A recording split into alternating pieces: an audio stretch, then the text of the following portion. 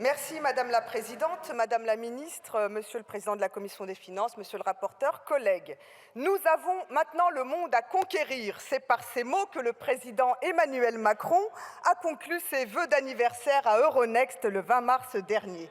Le nouveau CIO de la place financière européenne. Banquier d'affaires un jour, banquier d'affaires toujours. Et nous voilà donc convoqués ici pour réaliser les vœux du premier Financial President. Que veut-il? Aller plus loin dans la simplification et accélérer les efforts pour favoriser un continuum de financement entre cotés et non cotés et que les start-up puissent compter sur des marchés européens liquides. Mais pourquoi tout cela? Pourquoi, se demandent les Français?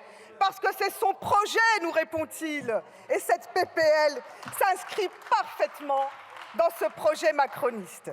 Vous nous avez concocté une loi sur demande des lobbies de la finance. D'ailleurs, une des mesures les plus emblématiques de votre proposition de loi est de rendre le licenciement des banquiers et des traders plus aisé et moins coûteux. C'est une demande qui provient de plusieurs grandes banques étrangères qui a été faite à Bercy. Et on se dit, mais que serait une loi macroniste sans une attaque du Code du travail?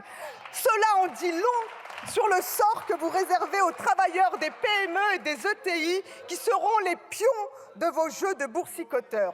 Friand de langue de bois et de l'antiphrase, vous nous dites que ce texte va faciliter l'accès au financement des PME et ETI françaises et éviter que certaines d'entre elles aillent se coter sur les places boursières étrangères. La réalité, c'est que les PME et les ETI françaises qui ont besoin de se financer, de financer leurs investissements, trouvent souvent une solution bancaire dans notre pays. Ainsi, l'INSEE précise que l'accès au crédit d'investissement en 2020 se situe à un niveau élevé puisque 98% des PME obtiennent entre 75 et 100% des crédits demandés. L'INSEE précise l'autocensure paraît marginale avec seulement moins de 1% des PME qui indiquent ne pas demander de crédit de trésorerie ou d'investissement en raison d'une crainte d'un refus du banquier. Donc voilà, je vous le dis très clairement, votre loi n'a aucune des vertus que vous prétendez. Elle n'a qu'une visée, financiariser l'économie productive française et mettre sous tutelle des marchés, des PME et ETI qui doivent au contraire être tenus loin de ces logiques. Nous ne sommes pas d'accord pour que des sociétés qui interviennent dans le grand âge ou dans la petite enfance soient concernées par les logiques boursières qui amènent dans ces secteurs de la maltraitance pour les salariés et pour les usagers.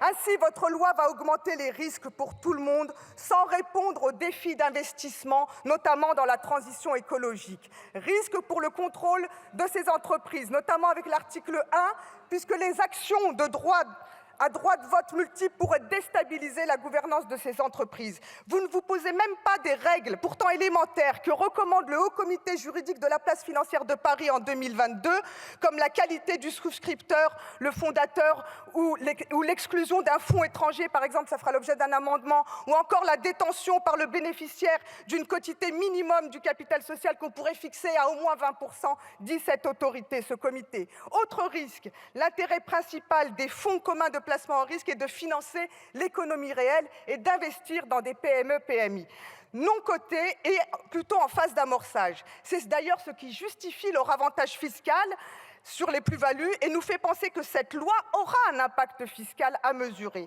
Or, en changeant le seuil de capitalisation de 150 à 500 millions d'euros, l'article 2 va renforcer la financiarisation des FCPR, ce qui va à l'encontre de l'objectif initial.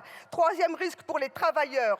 Cinquième chose, parce que je n'ai pas beaucoup de temps, mais je vais reprendre la parole tout à l'heure, vous voulez faciliter la publicité pour les placements boursiers et vous prétendez attirer l'épargne des Français pour venir grossir la bulle financière. Si l'État veut mobiliser l'épargne des Français, il y a de bonnes vieilles recettes qui marchent très bien. Ça s'appelle l'épargne réglementée, en laquelle les Français ont confiance pour financer la transition écologique, le logement social et les entreprises à mission, par exemple. Il y a des alternatives à votre monde de la finance. Il faut séparer le monde de la spéculation du monde réel, pas les fusionner. L'urgence est à la définanciarisation de l'économie, à aider les PME et les ETI à protéger les emplois, les savoir-faire, les innovations, à les protéger de la prédation du marché financier. Investir dans l'économie, oui. sous des conditions sociales, fiscales et écologiques, pas aux conditions du marché.